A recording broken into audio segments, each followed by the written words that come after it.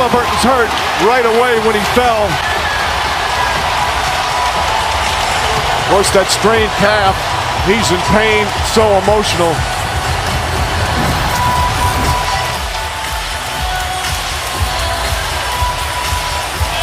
It's the right calf right away. In a time where we're supposed to be celebrating, instead we're wondering what could have been.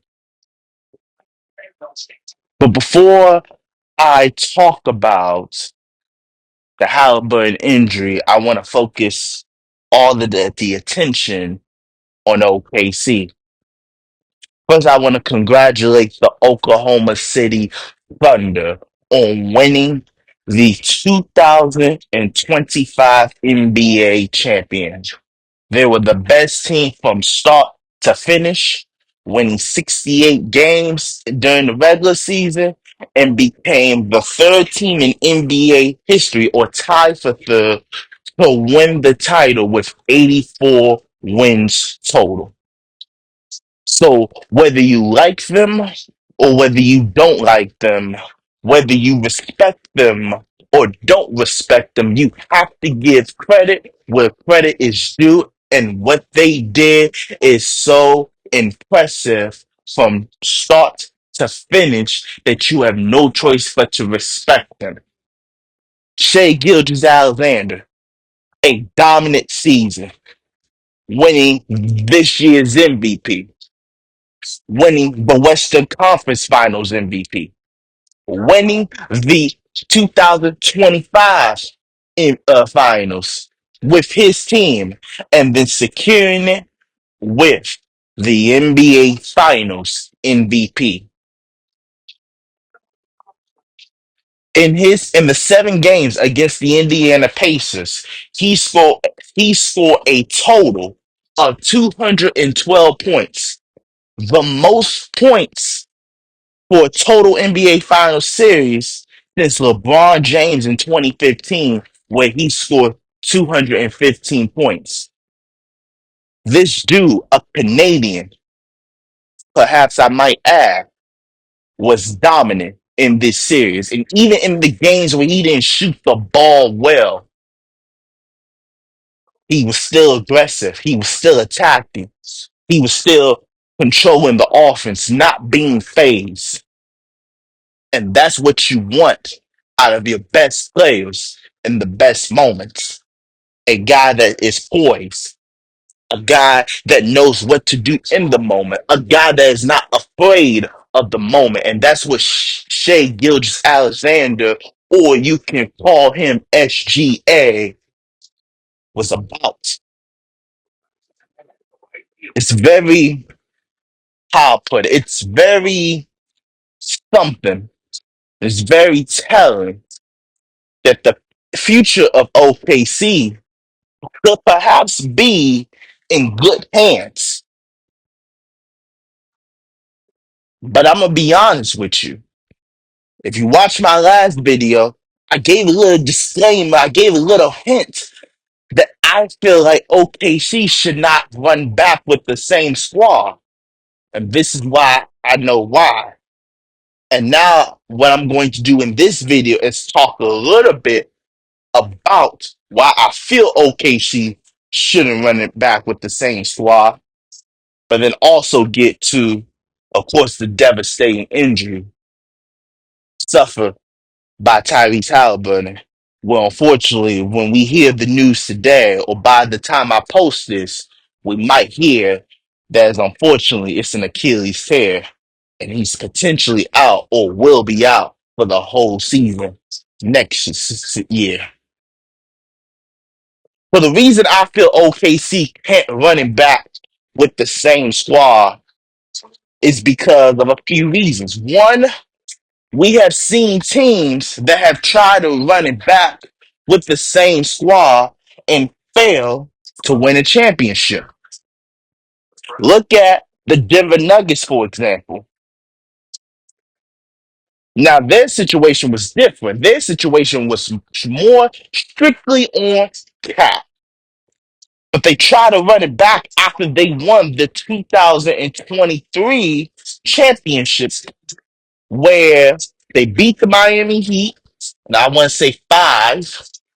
And when you looked at it, you was wondering, okay, maybe them going back with the same squad may help, but the Western Conference is so deep, and you gotta worry about injuries. You gotta worry about all these determining factors surrounding you and surrounding the whole Western Conference. Then maybe you shouldn't run it back with the same team. But Denver tried to run it back, and it wasn't successful. And now that we're looking at this, fortunately,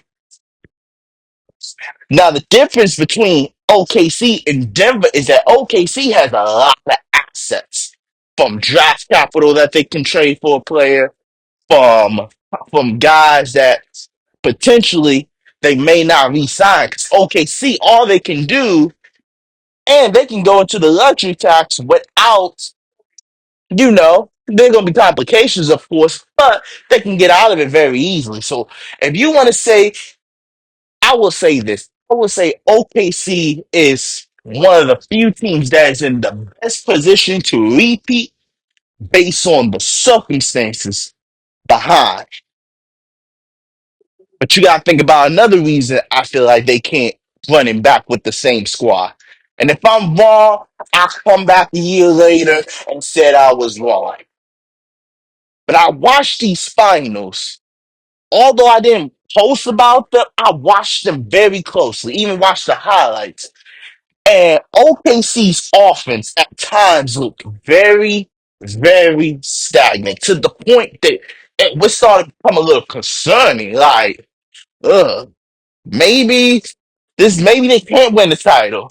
Because as much as Indiana's defense was good, their offense was even better sometimes. Yeah, they didn't hit shots, but you could tell they have a more fluent offense. With OKC, they could get stagnant at times, and with Shea playing a lot of one-on-one ISO, it comes to a point where if he's not hitting shots, then other guys on the team don't get rhythm.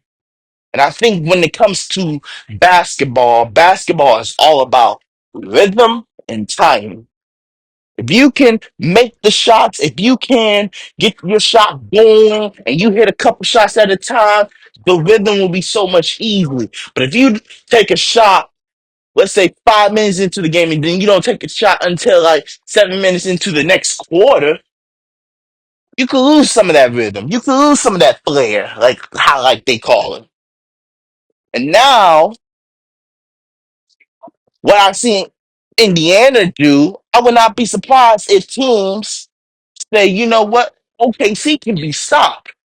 If we make Shea shoot what, 25, 30 shots a game, we could beat them because other guys on this team can't even really shoot the ball well, or they don't have enough rhythm to keep shooting. So the next time they shoot a shot where you're down three and you need a shot to tie it, you give it to the guy that really hasn't had a rhythm all game long or consistent rhythm, and he missed it, and everybody wants to blame the player. You missed, you sold me, this and that, and parlays and all that stuff. You know how that goes. But hey, that's what happens when you don't get a consistent rhythm. And then they have to rely on you to hit the last shot when you know they're going well. You don't have that rhythm to shoot. But overall, like I said, the Western Conference is getting even more deeper. KD just got traded back to the Western Conference, as you can tell. Well, he was in the Western Conference, so I don't know why I said back to the conference. But he got traded to Houston. Houston feels like they're in a prime position. You still can't forget about Denver. They're gonna be making moves in the offseason. You can't forget about the Warriors. I feel like the Warriors can make moves in the offseason. You still gotta worry about OKC still in the mix. Still got the Lakers still in the mix. Whether you like it or not. You got a lot of teams, and you even got the Spurs. I didn't even mention the Spurs. We don't know if they're gonna trade for Giannis or not, but they're in prime position to make some noise next year. So the Western Conference, each game between them is gonna be so money to see because it's going to make or break seeding. And when in this deep Western Conference, like it or not, OKC did what they had to do all season long, and that's keep afloat. While every other team was floating and then stumbling and then floating and then stumbling, yeah, OKC had a game or so where they probably stumbled a week or so, but they always stayed afloat. Hence why they had the number one seed. And in that Western Conference, they got home court advantage and they used home court to their advantage. Think about this. They went two game sevens and they're about to win the NBA championship. What happened? They won both game sevens. You know why? Because home court matters. It matters. It definitely matters. And if somebody say it don't matter, they're lying to you. Home court matters because you have, but you know how with the Seattle they always talk about the 12th man. Well, in the NBA, the fans are the 15 man. Okay? In the NBA, I think you can have like 12 men on the roster, 12 players on the NBA, if I'm not mistaken. 13. Well, the fans are the 12th or the 13th, depending on how your bench goes. They're the one that's going to keep you rolling. They're the one that's going to cheer you to make good plays. They're the one that's going to cheer you when you're making a run. They're going to give you all that energy, all that pride. But what's next for OKC? Like I said, they're in prime position to win next year's title. They are. But history has shown, look, this is the seventh championship change in 7 years. So history has shown the favor's not in OKC's position. But if you asking me who is best prime position to repeat, OKC is best prime position to repeat. And I think OKC knows that was too close of a call.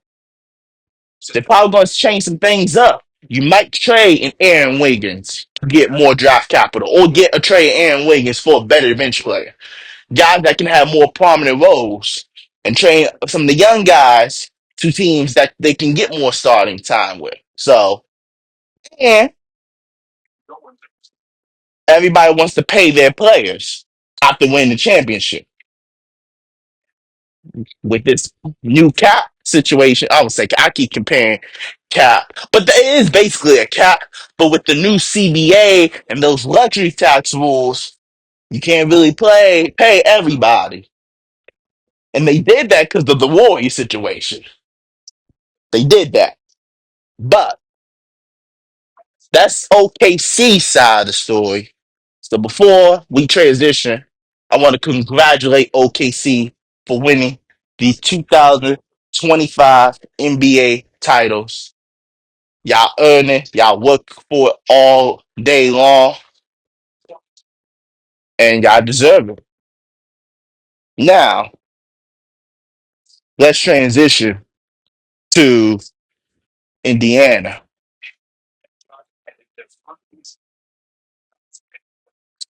It's hard to put into perspective how how to feel and what to feel. But never forget when you're playing sports and it's so high profile, the ultimate goal is to win a championship. That is the ultimate goal. And I want to give Tyrese Halliburton a lot of props because he knew the risk when you have a calf strain. Look at Kevin Durant. I know I've been mentioning his name a lot the past couple videos because he's been breaking the news. But the reason I'm mentioning him and again It's because this is the same situation Kevin Durant went through. He had a calf strain. They tried to rest him until at least the NBA Finals. At least he came back and he popped his Achilles. And that's what happens when you have calf strains. That's what happens. That's why I feel bad for people that get calf strain because they're so close to the Achilles that one wrong move or one wrong step and boom, it can pop in an instance. And I'm gonna be honest with you, the way them finals was going, thought we was gonna get a great game seven, and we still did get a great game seven. Don't let the score fool you. It was a close game seven until I would say 5 minutes left into the third quarter, and then OKC's just started to break out runs and all that stuff. But I heard Kendrick Perkins talking on um he was talking on I think one of the ESPN's countdowns, I think, and they was talking about his injury, and he says something that really like I wouldn't say it took like it made me thought about it, but he said something that was pretty interesting for a guy Kendrick Perkins who considering who be having some of the worst takes of all time. But he talked about this. He said, You know, you don't want to take this moment for granted, but I'm gonna give them some advice early. If they saying it's a calf strain, sit out.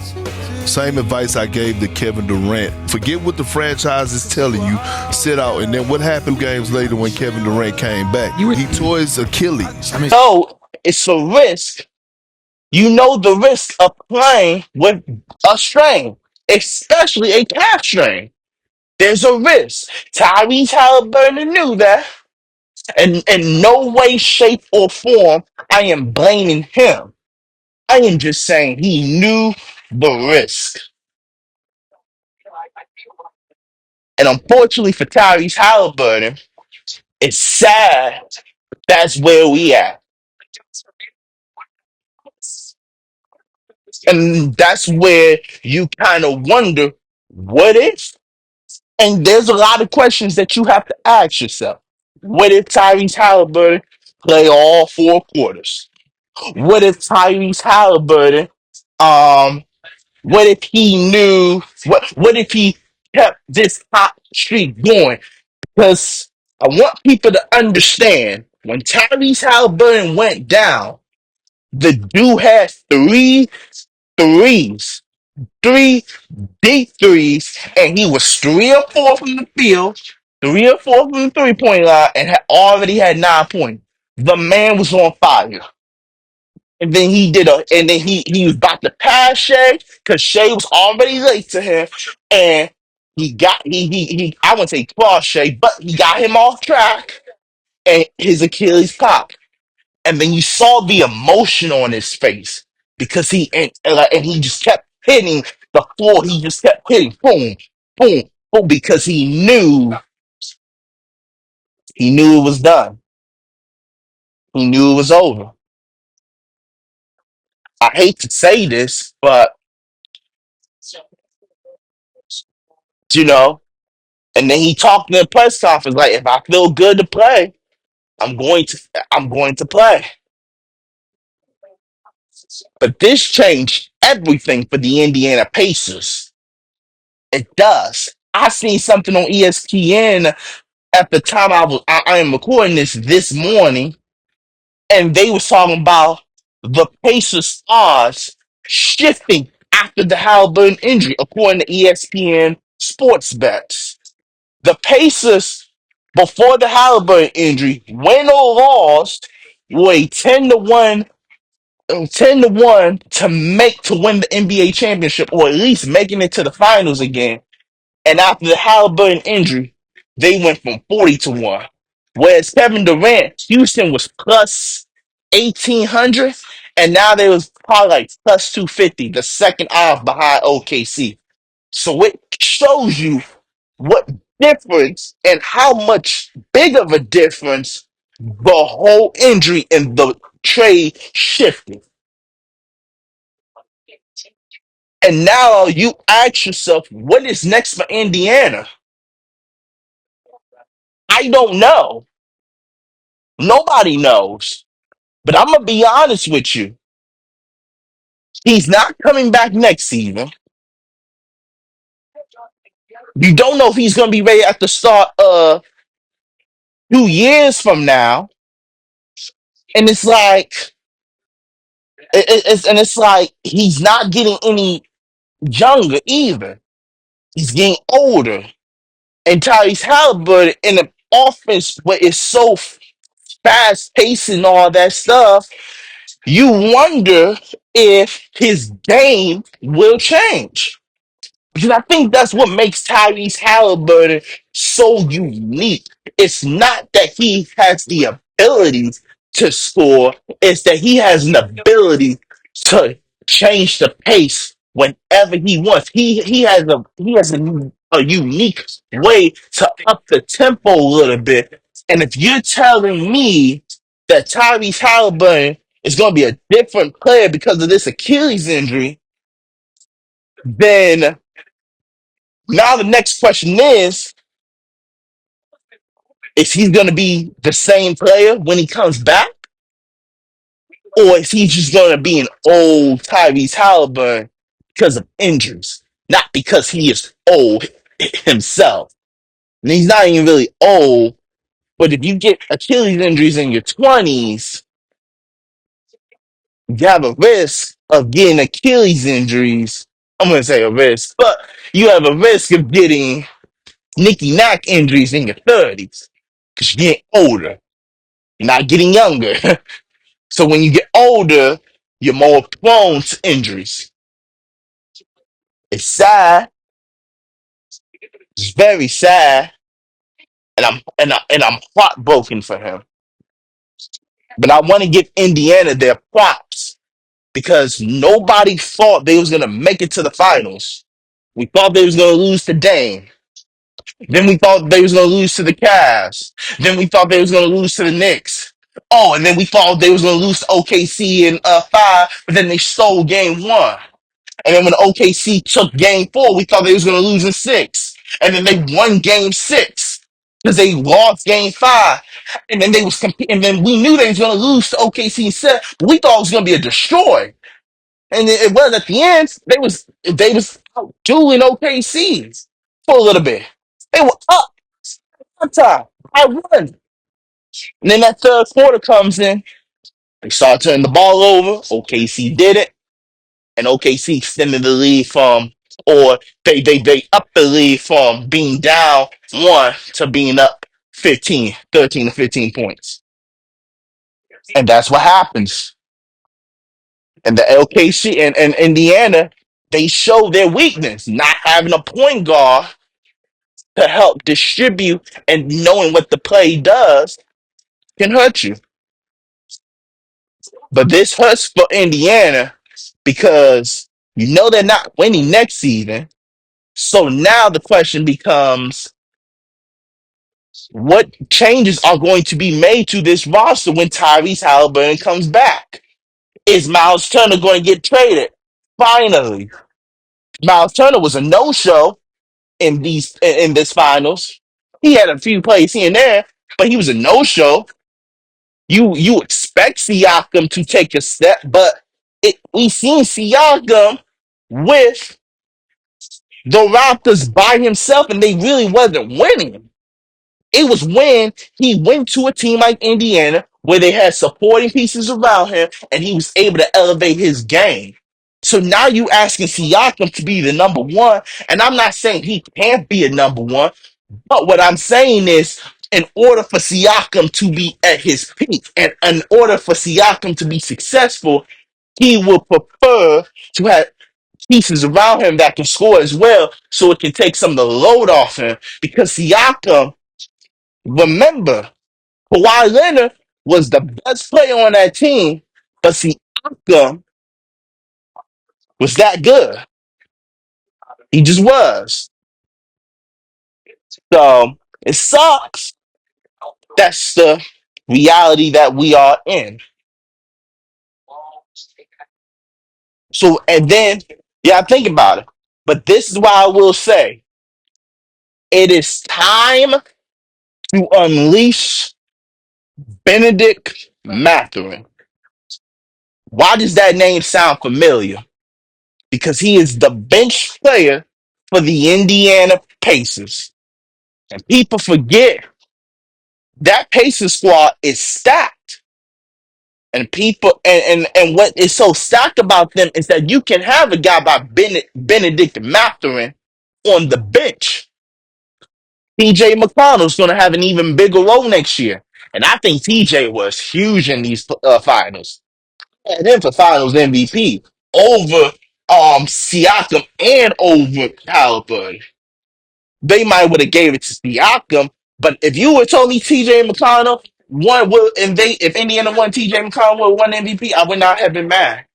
Because the man single handedly won 2 games by himself. And I'm not talking about literally, but he was the main reason they won 2 of them games. Just saying. So McConnell's got, but the reason I say it's time to unleash Benedict Mathurin is because there's no expectations for Indiana now. There was next season because Halliburton was supposed to be involved, but Halliburton's hurt. ESPN, like it or not, with them, they have already disrespected you. I'm not saying Halliburton is that key, although he don't really score a lot, but he is the key to say y'all success. That they went from a 10-1 to a 40-1. And if you know what a 10-1 to 40-1 means, 10-1 is maybe top 5 teams that can win an NBA championship. 40-1 means you're 20 to 30 at least. That's top 40-1. So you're bottom 10 in terms of the last team they expect to win a championship. But I think when Tyrese Halliburton comes back, it will be time for Benedict Mathurin to up his game. And when I mean up his game, I mean start him. You have to know if he's the future or not. You can't be I remember you drafted this man in the fifth. You drafted this man fifth overall. You drafted him fifth overall. He's been on the bench for a while, and maybe for good reason. But you gotta know if he's the future or not.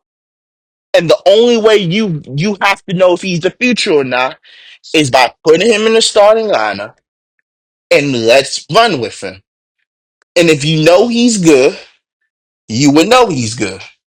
If you know he's not good, then you trade him.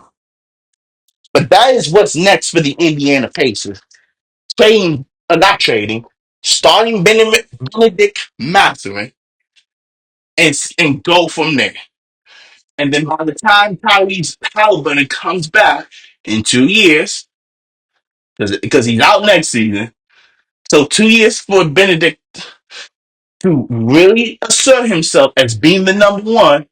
And when then Tyrese Halliburton comes back, depending if Siakam's still on the team or not, you have Benedict as the number one option, Tyrese Halliburton as your number two, or Siakam, but you have Tyrese and Siakam as your number two and number three, or however y'all want that to go.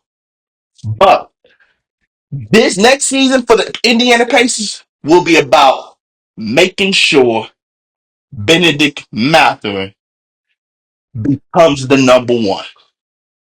That is the objective for me. Depending on what moves Indiana makes, they might just say, hey, we was in the NBA finals this past year. Although we lost Halliburton, we feel like we can still compete. Let's try to go for a championship roster. Well, I wouldn't, but Indiana's management might be saying, look, yeah, we don't have our best guy in terms of facilitating, but we can compete too. So let's try to compete for a championship again. And if you really think about it, they really could. Like, you don't know what Boston's gonna look like. Philly wasn't. absolute disaster. We don't know what the roster's gonna look like. We have former players on the 76ers like Marcus, I think it's Marcus Morris or Marquis. I don't want to mix up the ball. But one of the Morris brothers talked about Nick Nurse can't run an offense. So, you know, Philadelphia's questionable.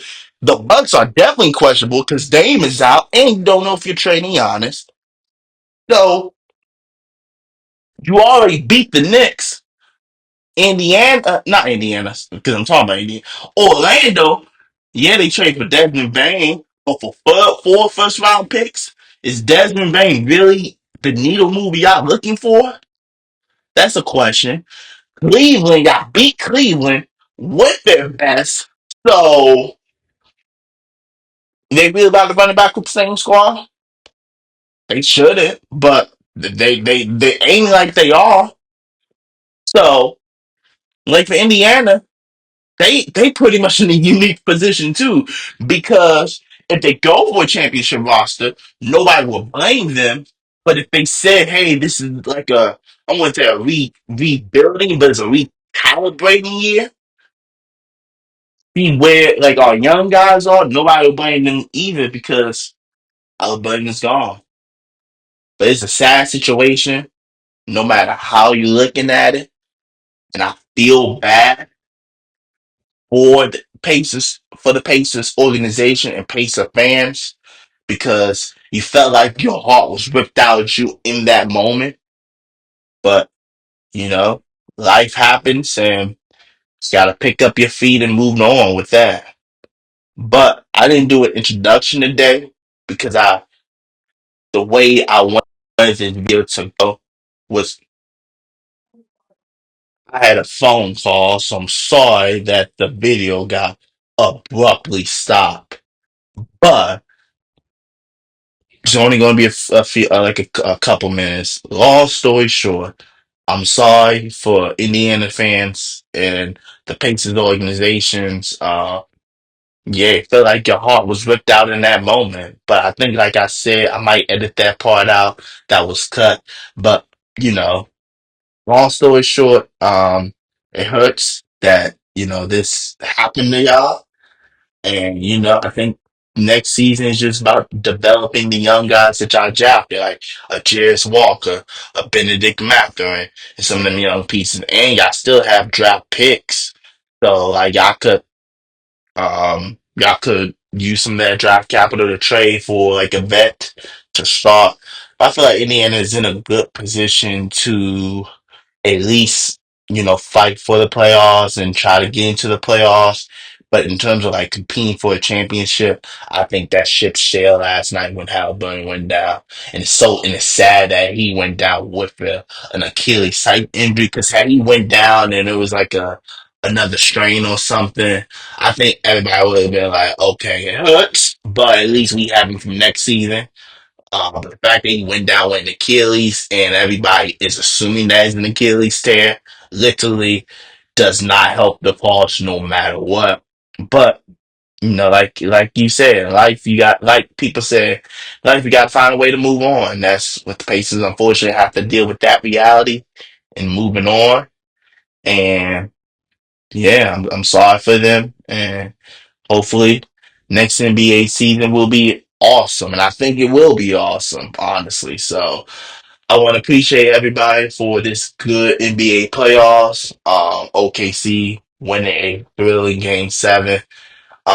Don't think that the playoffs was bad at all. I know ratings wise, it probably wasn't the best, but at that point, I didn't even look at it about the ratings. I was looking at pure basketball. And if you are pure basketball fans, this series has shown that, even the realist, even the non-realist basketball fans saw what type of series this was.